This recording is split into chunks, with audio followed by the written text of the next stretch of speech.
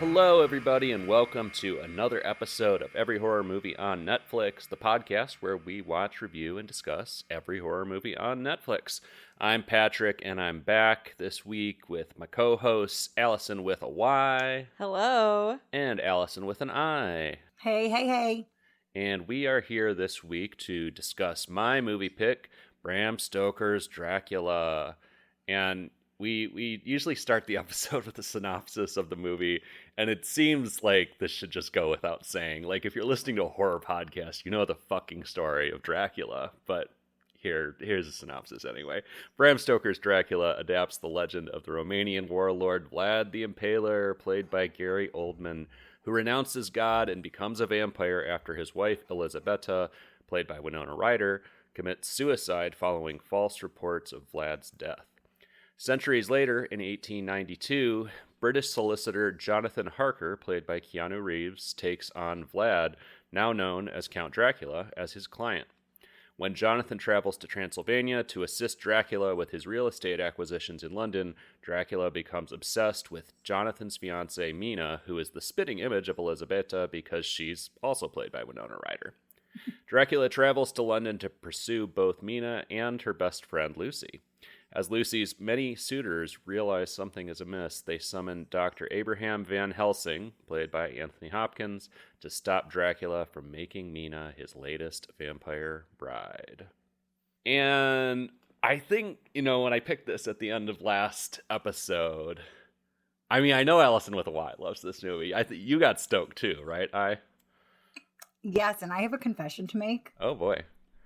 I don't think I had ever seen this movie. Oh, shit. Oh, well. I know. What Okay. a delight for you. Then. Or I was like way too young to remember, like early teenager. But Yeah. it felt like watching it for the first time. So I was stoked because it's this. Yeah. What I wouldn't pay to just be able to watch this with a completely blank slate all over again.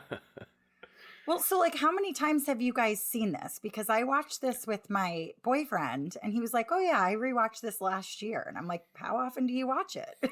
It's possible that I had only seen it once before this, maybe twice. Okay. So it's not something I've watched a zillion times or anything, but it had left a strong positive impression on me. And as I said last episode, I like to pick out weird shit from the Netflix catalog and watch things that we wouldn't otherwise. But it's Halloween season, and I was like, I'm going to pick a movie that I love, tipping my hat to view it. But I own this movie on Blu-ray. And on Blu-ray. Yes. And I don't own much on physical media. I'm not one of those physical media people. I only collect things that I know that I'm absolutely going to rewatch at some point. And this is one of them. Why? How many times have you seen it? This was my fourth or fifth time watching it. Okay. I'm just a big fan of Dracula, particularly Bram Stoker's Dracula. I love that story so much. And yeah, I want to tip my hat too hard, which I already did in the last episode, but I love this movie. Because you have read the book, right? Yeah, I read the book. It was when I was 19, 20. I was pretty young. I decided to start just reading all the classics I wasn't forced to read during high school. And Bram Stoker's Dracula was definitely one of my favorites. Mm-hmm. And I have a really cool hardcover copy of it that has all of the Edward Gorey illustrations from when he designed the Broadway version. I'm a big fan. Yeah. I realized as I was watching it, it was the same exact, and this is going to sound maybe stupid, but premise down to the letter of Nosferatu. Yeah. Modern Nosferatu. Yeah. Okay. Yep. Nosferatu. Well, and original Nosferatu. They're all the same story. Yeah. Yeah, it's the same story. They just changed the names in the original Nosferatu and the remake recently. Because I don't think it was out of copyright at the time they made the original. Oh, yeah. So they couldn't use like the same names. I think that's why. I think that's my understanding of why they changed the names in the original Nosferatu. But yeah, same story.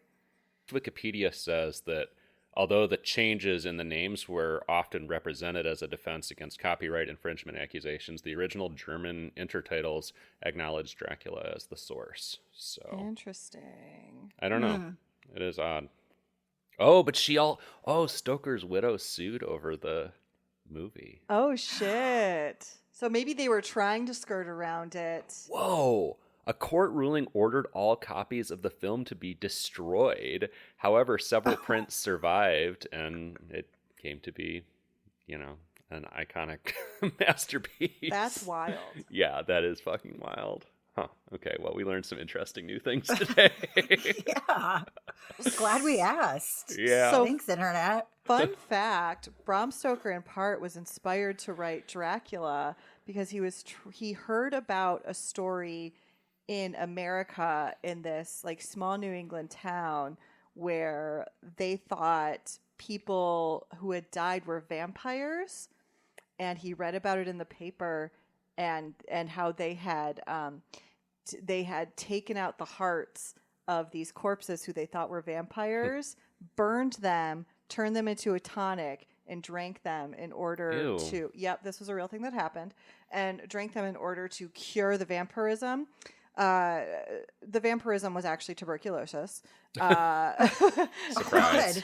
And just drinking tuberculosis ash tonic. Right. So it didn't work. Jeez. Shock. But hearing this story inspired him to look into more of the lore around vampires, and that's what inspired him to write Bram Stoker's Dracula. Wow. The 1800s were some shit. Yeah. Like, so this is getting too much into the history and etymology, etc. But like, where did the concept of vampires come from? Like, was Bram Stoker one of the first people to acknowledge? Okay. It's folklore. I think, yeah, my understanding, most of the popular stuff comes out of Eastern Europe. But, I mean, I think that there are kind of folk legends from around the world. And there's a bunch of different sort of like, reasons people thought that people were like vampiric in the past due to various illnesses. And all of those kind of legends sort of combined to, and some of those like medical conditions all kind of combined to create sort of the modern ideas behind vampires. So he definitely like popularized, I think, some of the lore, but a lot of that was already there, and he, I think, studied it, looked into it to kind of create this version of the vampire.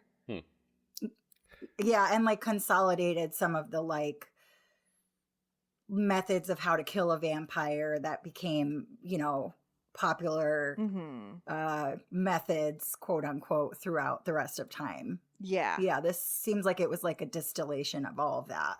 Yeah, because like another thing that's lent to the vampire, folklore is albinism, because the sensitivity to the sunlight, and there is some.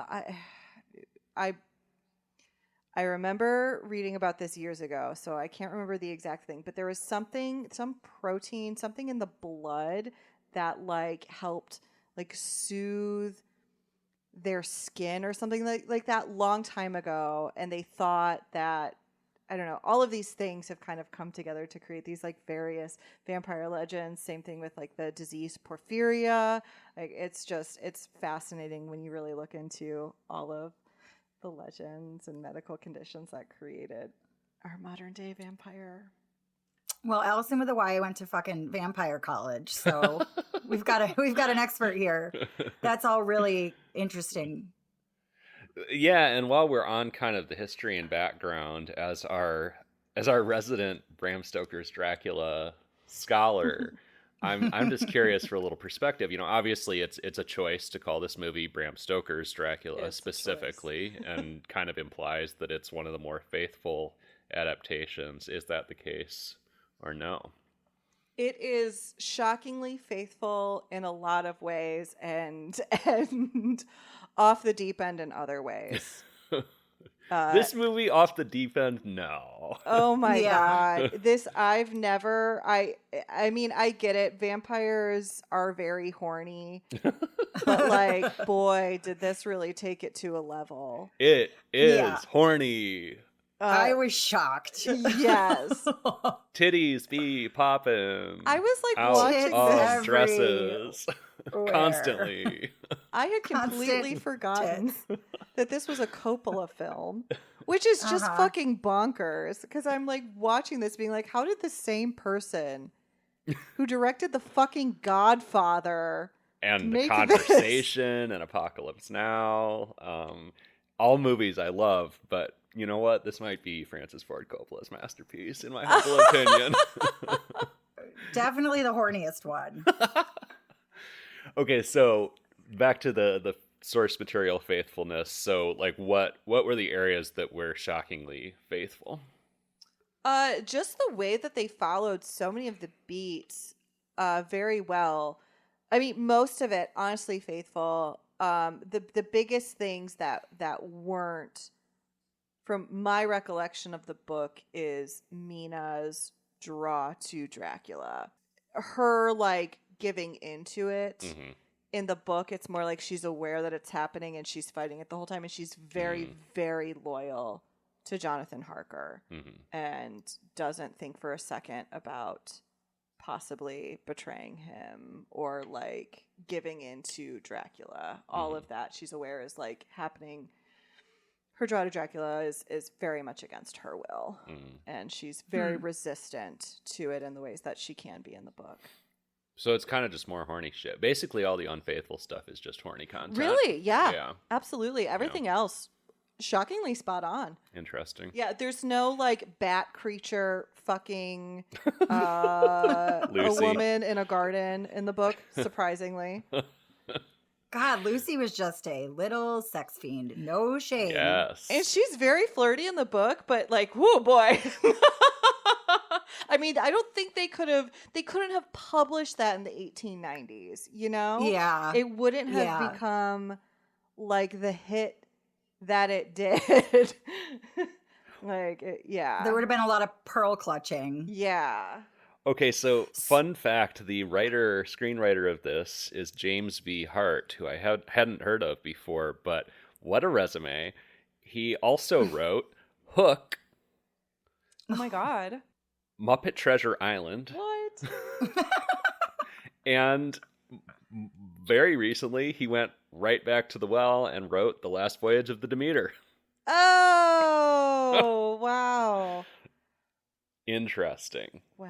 Very interesting. Okay, so why question about the source material? I have not read Dracula, the original. Was it an easy read, or is it one of those classic Gothic novels that's like hard to get through? And that's subjective, obviously, but like Old English, dry, slow. Like my daughter's reading Mary Shelley's Frankenstein right now, and she's like, I cannot get through this book. It is so hard to read because that stuff is really challenging. So, I mean, I have a small desire to read this, but I don't know that I can do a big, long Old English, dry 1800s text. Mm-hmm. I would say it's definitely more accessible than Mary Shelley's Frankenstein. Okay. It's I mean, one, it's newer, so the language wouldn't be quite as archaic. And two, I like it. So I mean, it is, you know, Bram Stoker, he was an Irishman, so, you know, very much in like the English literary scene, definitely would have been influenced by that. However, I think the writing in Dracula is more interesting because it is all through letters. Cool. So it's from their like different characters' perspectives in the form of letters. A lot of Okay. it. So I like that. An find that epistolary novel. so it keeps it a little bit more engaging because you're kind of hopping between characters, getting chunks of their perspective, chunks of the story. So I think it's a lot more engaging than something like Frankenstein because of that. Okay, that's super good to know. So to close this case before we start talking about fucking crazy ass bat makeup and insane costume design and insane art design and Keanu Reeves acting like a piece of fucking cardboard, uh, Bram Stoker's Dracula, appropriate title or not? Oh yeah. Yeah. Okay. Yeah. All right. Yeah, Bram because would have been proud. I think he would have been a little scandalized. Yeah. But there's some beloved, I mean, there's all like the beloved characters, the ones that I really loved from the book in there, and other than Mina and Lucy being extra horny, it's pretty accurate to pretty true to characters. Well, I just want to, I mean, now that we've talked mostly about like the book and source material and everything, as we move more solidly into talking about the film, I just want to talk about the fucking vibes. Oh, Because imagine. holy shit, I mean, just the atmosphere of this is insane. The costume design, set design, production design in general is just wild. It's so colorful for a I mean, a horror movie. Frankly, it's very colorful for a horror movie, for a period piece, and just every shot, every frame is a fucking feast for the eyes. It's so over the top, and it just in the most wonderful way. I love it. Yeah, I was like lusting over their clothes the whole time. I Yeah. was like, I want a reason to wear a big dress with a bustle just during the day around the house. I mean, even like that opening scene, you just get so much of what this movie is going to be about when you see like the sequence of how Vlad became Dracula, and he's got this blood red, like very ridged armor that almost makes him look like he has like a carapace of some like insect on. There's this battle scene that's shown mostly in like silhouettes against like flaming orange background. It's just, there are so many wild and striking visual choices in this, and I absolutely love it. Oh yeah, all that background stuff with Vlad, that was not in the book. Oh, really? That was definitely added for sure. Interesting. So, but I mean, okay, so Vlad the Impaler is a real historical figure who is associated with the myth of Dracula, though, Correct. right? But that came after Stoker's book, or how did that even happen? No, because he was called Vlad Dracula. Oh, yeah. So Oh, so Stoker took the name Dracula from the historical figure of Vlad. I think so. Oh, okay. Interesting. So Stoker was the first person to use Dracula as the name of this iconic vampire. I don't know, but presumably. quite possible. At least the first person to probably popularize it. Yeah, okay. Yeah, the set was amazing. I really liked how when they showed kind of far away Transylvania, it was very much like, is that cardboard? Like, what is that? Like very cool though, in a very cool way, not in a clunky, cheesy set piece way. Yeah, kind of in like it feels almost like a storybook.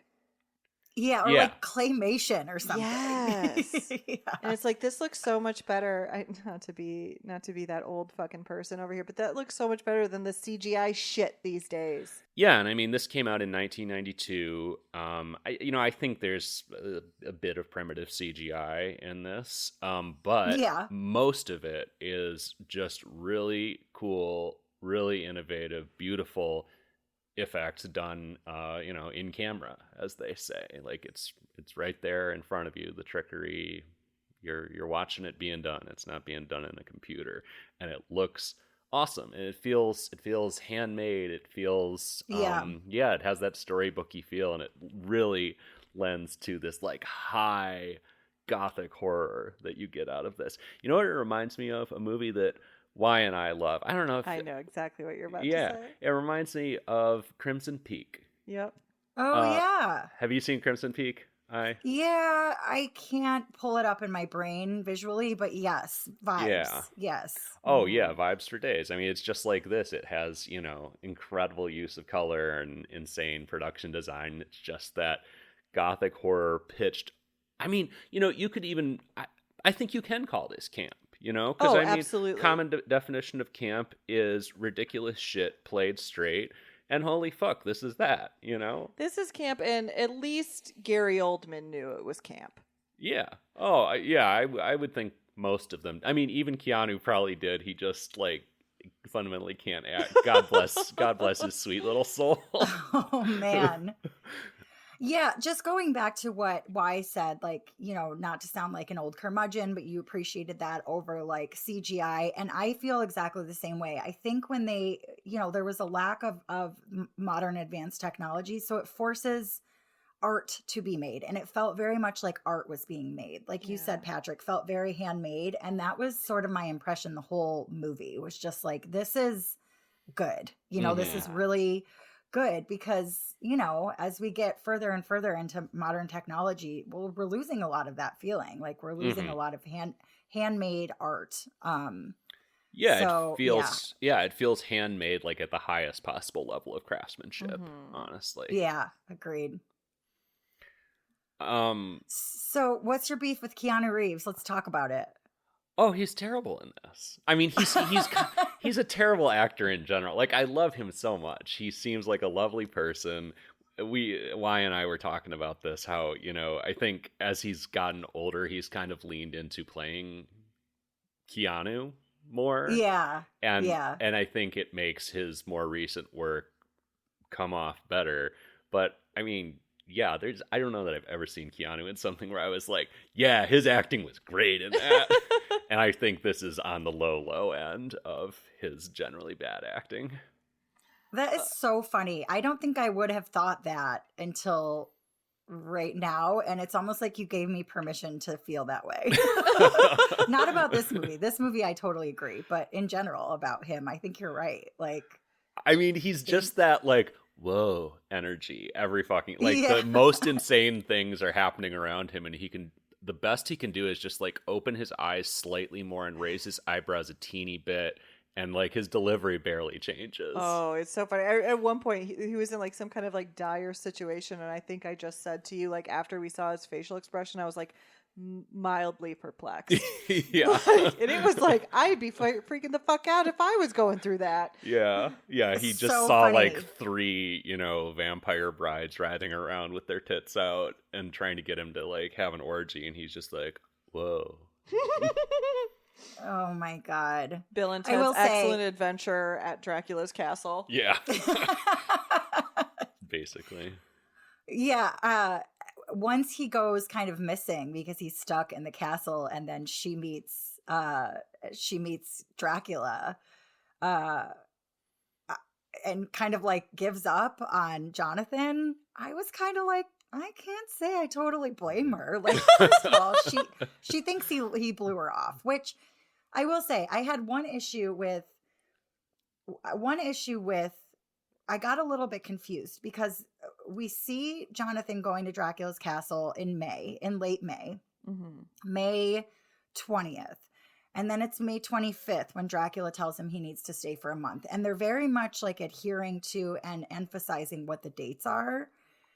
And then there's this kind of weird transition out of nowhere where Dracula is now going to London, and he's in some kind of like a membrane, and then he's talking about how it's July, and then he comes out of the membrane and he's this werewolf looking figure. And that time jump for me was not explained well enough. I was like, hang on, is this a flashback to Vlad the Impaler days, or is this modern day? And now it's July, but we've been counting down the days with Jonathan until now. I got confused there. And it took me like 10 or 15 minutes to be like, okay, they're just not going to make a big deal about how it's been 2 months. They kind of glazed over that. So from like a continuity, from like a, I don't know, I'm trying to follow the storyline very, very intently standpoint, I was sort of like, that could have been explained a little bit better, because it's just presumed that 2 months have gone by. Jonathan is, again, presumably stuck in this castle with these women. Dracula's on his way back to London to pursue Mina. And I just kind of had to assume all that. Like, okay, she must think he's ditched her, he's bailed, or he's died. So she feels okay to move on, or like she's tormented about it, but she's open to it. You know what I mean? Mm-hmm. I followed it. I understood what was happening there, but I will say that like 17 different forms that he takes in this are a little confusing. Like, actually, after the werewolfy scene, I think I actually asked Ellison, I was like, that's Dracula still, right? I mean, because he looks like a wolf, you know? He doesn't really look like a bat in that scene. And, you know, you've got the super old one with, like, the fucking, like, bulbous hair blobs Personally, my on favorite his head. Dracula design. Yeah, You've got his, like, hipster vibe with the little sunglasses and the top hat when he's walking around London. You've got various, like, incredible bat makeup forms. But it was all... It was a little confusing, especially since he starts looking so fucking old, and then I guess de-ages. That is a little disorienting. Yeah. It gives me amazing makeup and costumes that I loved seeing, but it was a little disorienting as far as like trying to figure out the chronology, which actually the chronology is fundamentally very straightforward, but it kind of muddles it to have him like bouncing around through these different forms, including like aging in reverse. Yeah, that's definitely like a part of the book that like they jumped through very quickly. That whole process. Okay. There's like a good chapter devoted to what happens on the boat ride. Mm-hmm. The ship ride over. So is there actually because something that that causes him to go to like de-age? He's drinking the blood of people on the ship. Okay. They're going Okay, that's missing what night I after figured. night. Yeah. Very good. And then he continues to be de-aged because he's using Lucy as his vessel or whatever. Yeah. Yeah. So part of why he has to come to a new place is because there's new people who aren't wary of him. So he has new victims so he can stay young. Okay. Solid. Well, that explains that. Yeah, I was with you, Patrick, where I was like, is that still him that's now fucking Lucy? And then why does he need her if he's after Mina? I mean, I put it together eventually, but that whole boat scene, I would be super interested to see how like what details missing from the book, because that boat scene I think was, I don't know, rushed, I felt, in the movie. Well, you should watch The Last Voyage of the Demeter. It's all about that. Yeah, because it's specifically about that period of the story. Allison saw it. You liked it, right? I thought it was good enough. It was entertaining. Yeah. Yeah. To go back to cast for a moment, because we talked about Keanu, who, you know, as I said, I think is the weak link by far in this. But holy shit, the cast goes hard otherwise. I mean, Gary Oldman is a prince and a blessing to this role. Like, you know, like you said, why he understands the assignment perfectly. He's such a fucking creep. He manages to still hit the emotional notes so that he's not just pure creep. But man, he's fucking great. Yeah, he's great. Yeah. And then you have Richard E. Grant as Dr. Seward. You have Carrie Elwes as Arthur Holmwood, who ends up being Lucy's fiance. You have Tom Waits as Renfield, which is an absolutely genius bit of casting, and he's just making like an absolute 7-course meal out of every fucking scene he's in. And all the various bugs that he's eating. Yes. I mean, those scenes are incredibly well conceived too. Like, they shoot him from this super high vertiginous angle, and as he stands up and sits back down, he just appears to like grow to giant size and shrink back down to like dwarf size. It's awesome. So good. And then Anthony Hopkins, of course. Oh, love Anthony Hopkins. I saw the cast, you know, obviously when I was queuing this movie up to watch it, you know, you see who's in it, but I felt like every other scene I was just delightfully surprised by the addition of a new character that's played by an absolute mastermind of an actor. I was like, oh my God, this is just getting better and better. Well, yeah, I mean, it's insane that, like, I mean, whatever, Richard E. Grant is not necessarily a big name, but it's insane that he's in this in kind of a small role. It's He's a big name particularly, to me. yeah, well, to me Yeah. too, but I mean, it's definitely insane, though, that Carrie Elwes is in this in such a small role. Although, I don't know, maybe this was pre him being, like, a super big deal. I think this was like peak Carrie Elwes. Yeah, because was because early this would have been 90s. post Princess Bride. Yeah, Yeah. and probably right around the same time as Robin Hood Men in Tights. Yeah, yeah. Within at He least a looked to couple be years. about the same age. Yeah. Yeah, he Yeah. was young. Yeah, insane, though, that he has, like, kind of a tiny role in this. Yeah, yeah. Winona Ryder, who I love in general, fucking Ugh. great in this, does everything she needs to do. And she's so beautiful in this film. know. Like she's just I love Winona Ryder with all of my heart. I love her entire like story. I love the lore of Winona Ryder, but she is just absolutely stunning in this movie. She really is. The color palette that they chose for her, all the greens. I know. Oh my god. It was perfect. She was perfectly Yeah. cast for this movie. And then outside of the, like, big names, I think this is actually, and introducing Sadie Frost as Lucy. I don't think I've seen her in anything else, but she kills it too. Like, holy shit. I mean, you guys were talking about, her little sex fiend vibe, and I mean, so much of that is just this, like, fun little vivacious, flirtatious spark that Sadie Frost brings to the character. She's great. I love how Anthony Hopkins also, similarly to Gary Oldman, just felt like he was having a good time. Oh, yeah. You know, those two in particular really knew how to chew the scenery. Mm-hmm. There were a couple lines that Anthony Hopkins delivered that I laughed out loud. Like it was funny. Funny, and his delivery was perfect. Another he Prince. was so funny in He was the so role of funny. Van Helsing. Yeah.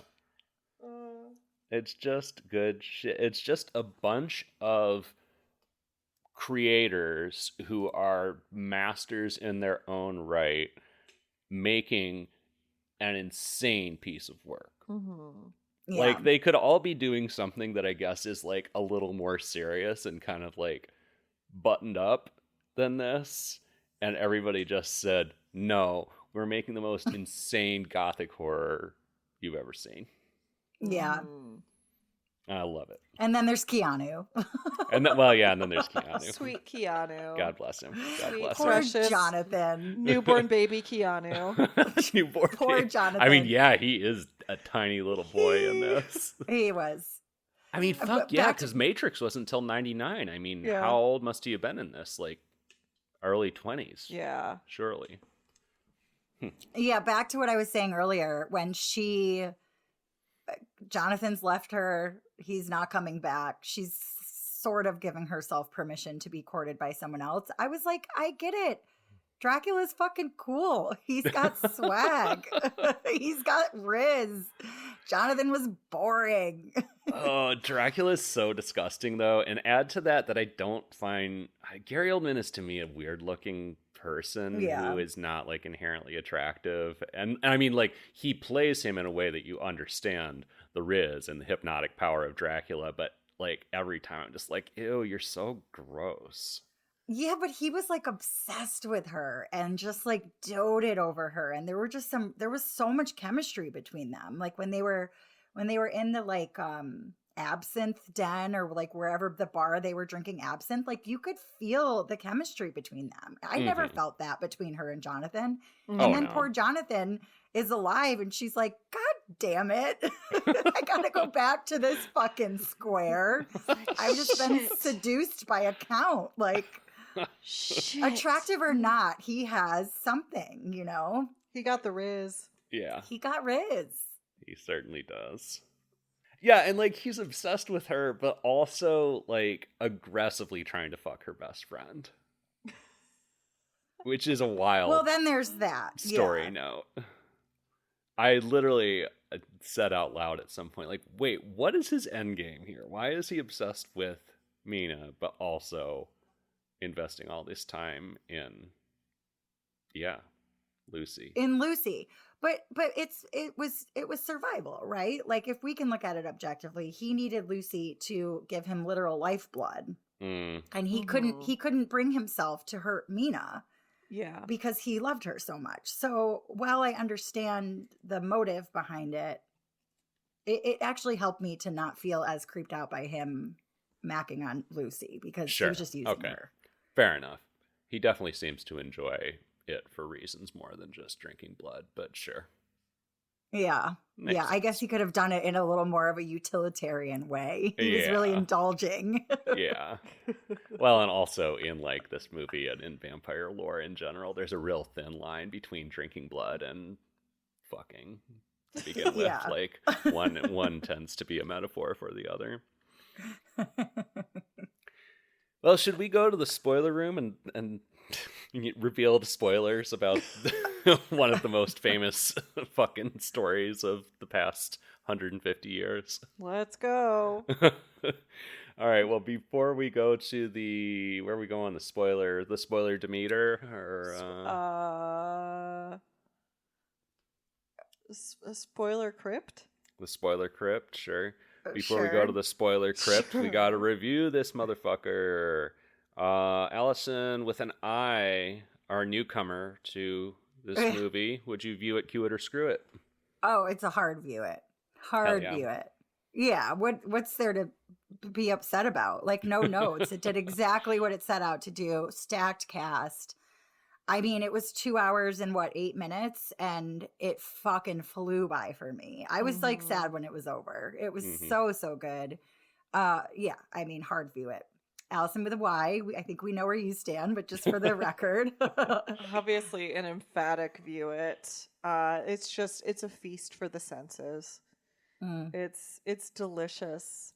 Any imperfections are so easy to look past because it's a goddamn delight. It is. Patrick. Oh, a view it with prejudice for sure. I mean, the wild thing about this is it was like it had a sort of lukewarm critical reception when it came out, and I'm just like, what was wrong with anybody who watched this and didn't at least just appreciate the degree to which they executed on their vision? Even if you don't like the vision, like they committed, and I don't know how you realize this vision any better than they did in this movie. It's just a banger. It's so much fun. It's gory, it's gross, it's beautiful, it's sexy, it's amazing. It's fucking great.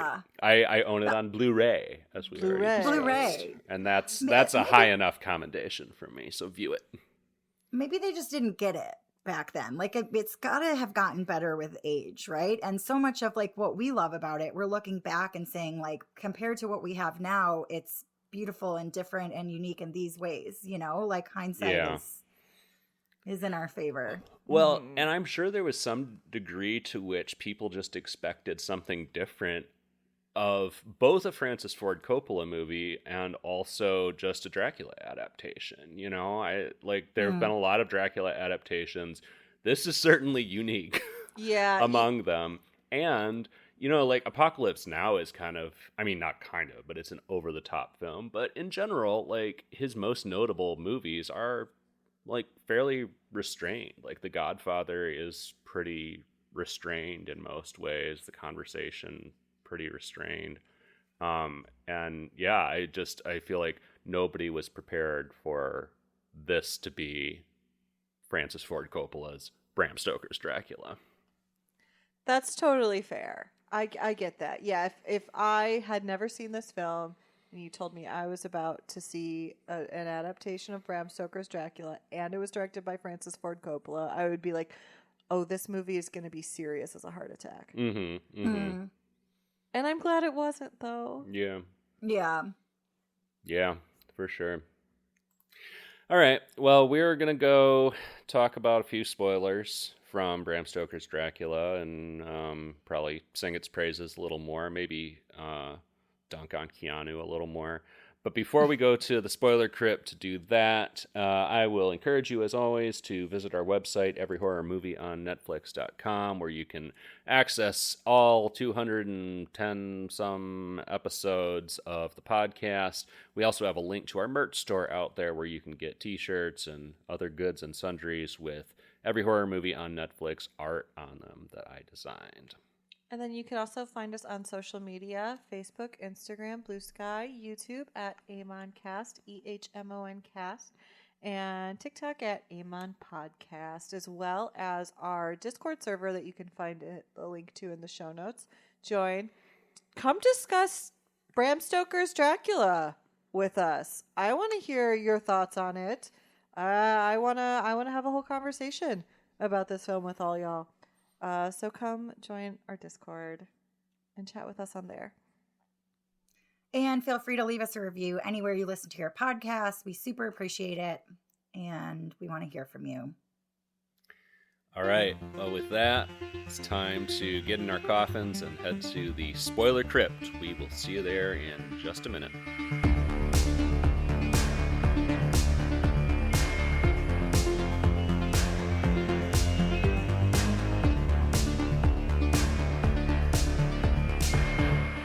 Okay, we are back. We're down here in the spoiler crypt. We're throwing open the lids of our coffins to spoil everything about Bram Stoker's Dracula, which is still just a funny concept in and of itself to me. I guess the one interesting wrinkle in the story, and Allison with an I, you brought this up a little earlier off cast, but there's this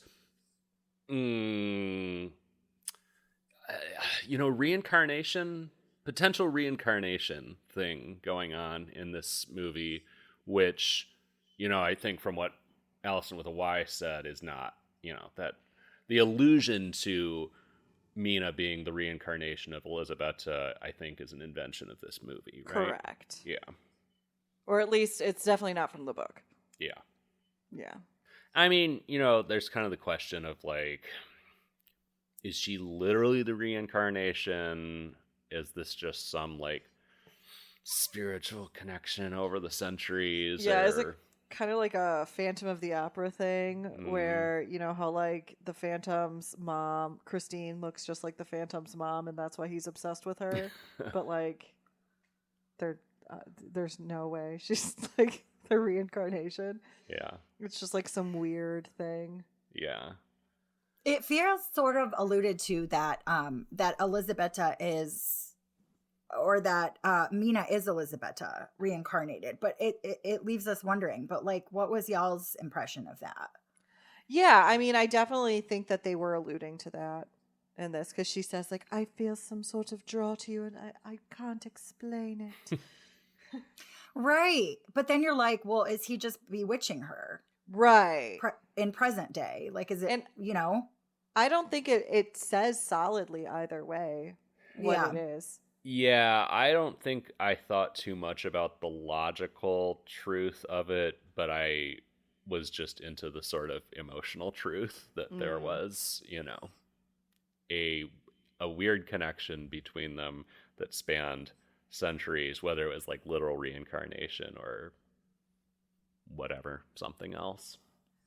I think I like the idea that there is some, like decades old connection between them, because I felt like Patrick, you keep saying that Dracula is a total like sleazeball scumbag, but I did feel empathy for him at certain points. And I think that it helped when my brain decided that Elisabetta and Mina have some kind of reincarnated, energy between them. Like he isn't just totally being a total, alpha scumbag douchebag, pursuing this guy's wife.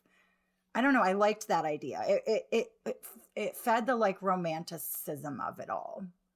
Yeah, no. And it is a very, for all the fucked upness of it, it is a weirdly romantic movie. And like I said before, it helps a lot that Gary Oldman is there and plays those big emotional moments extremely well. And it helps balance out some of the creep factor. I mean, I still think Dracula is a creep and not a good guy in this, but like, yeah, there's this weirdly emotional and affecting kind of arc as like Mina turns out to like kind of be into Dracula's bullshit. She's into the Count hitting on her. And, you know, I mean, our kind of our big like climactic events are, you know, Dracula turns Lucy, she gets killed by Van Helsing and her like gaggle of suitors. Mina ends up asking Dracula to make her a vampire, which he agrees to do. Sort of agrees, but then acquiesces. It took almost no arm twisting. yeah.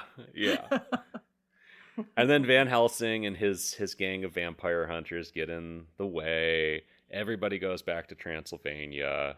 The vampire hunter gang, you know, more or less slashes and beats Dracula to near death. Right. They use Mina as a lure for him, but then she is like also wanting to protect him, and it's so weird. Yeah, and then there's this big, like, super over the top, but emotional. It still works. Yeah. Scene between them at the end where, they kiss, and then he, like, has her kill him, take him out, because he's basically done for anyways. And then, the implication is that Vlad and Elisabetta have been reunited in the afterlife. And that Mina's a vampire now, and everyone's just cool with that, or like, I think because he's dead, she's unvampired. Yeah, because that's like one vampire legend, is that if the vampire who turns you dies, is killed, then you're no longer a vampire. Okay, some like White Walker shit. Okay. Yeah. Wait, can we sort of skimmed over how hilarious it is that all of Lucy's suitors got together and were just like band of brothers, super homies, even though they were all competing with each other for her love. Because some of the funniest dialogue that happened was like between them. Yes, and that's like so canon with the story too. Oh wow. And one of my favorite things about the story are the three suitors, and like how they just like they're playfully competitive with each other, but ultimately they all just care about Lucy a lot. Aww. And want to work together to save her. Which, frankly, I feel like is unusual, particularly in literature of that time. If you have competing suitors, like, they're competing suitors. Yes. They're trying to kill each other. Yeah. But yeah, that was fun. Their little gang was kind of fun. Especially teamed up with Van Helsing. Mm-hmm. But yeah, we just end on this, like... soapy. It's soapy almost. Very soapy. Emotional note. But it, again, it fucking works. It works so well. It's high camp gothic romance. Back to the camp thing. It is ridiculous shit played serious as a heart attack. Mm-hmm. So do we think that Jonathan and Mina just are together now, and she's just like, whoops, sorry about all that? I would like to hope/think that this was enough to break up their terrible, boring relationship. Yeah, they have to be, because that's the book. I mean, in the book, she's so loyal to him. She genuinely loves him so much. That is like one really weird thing about this adaptation, that I get why they did it. I totally get why they did it. It was a little bit more interesting to have her genuinely seem to be taken by Dracula, but it completely dismisses like the fact that so much of what makes her more powerful than Lucy is her absolute devotion to Jonathan. Whereas Lucy is... In the book, she's quote weak in a way, because she didn't necessarily choose the man that she loved the most. She chose the man who would give her the best life. And Jonathan was not a super well-off man. Right. He had to take this job, so he could have money to marry Mina, but Mina chose him for love. So I do think that kind of point of the book is a little bit destroyed in this movie. But I mean, honestly, they came up with something a little bit more interesting. Yeah. That you kind of needed that motivation. Yeah. There were a couple of times, speaking of Mina's loyalty to Jonathan and then Jonathan's not loyalty to Mina, one of my favorite scenes was when he makes it back to London and he and Mina are sitting and like eating with Van Helsing and Van Helsing's pointing out like all of Jonathan's like indiscretions, but like very, very blatantly, like essentially like while you were fucking these 3 demon women. And Jonathan's just like, for science, like, or whatever. Like, it's just like so funny. So funny. I feel like I could just keep talking about this movie I know. for a long time. But I have so many more things to say, but for the sake of brevity. Yeah. There's such a good bat costume right at the end, too. Oh, my God. The makeup that was designed for this is fucking insane. Yes. So many, like, incredibly detailed pieces that are for practically one shot. Ugh. Like, that's bonkers. Yeah, when he just bursts into bats, I was like, that was fucking dope. And that was probably really hard given, like, the technology that they had then. Yeah. Can't even imagine. Yeah.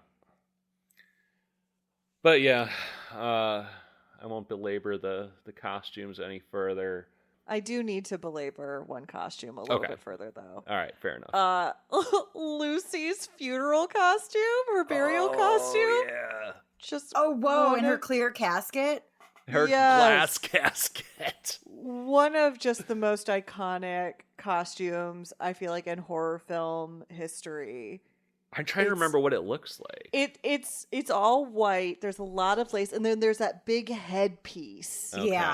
Yeah. Like it's absolute insanity, and I love it.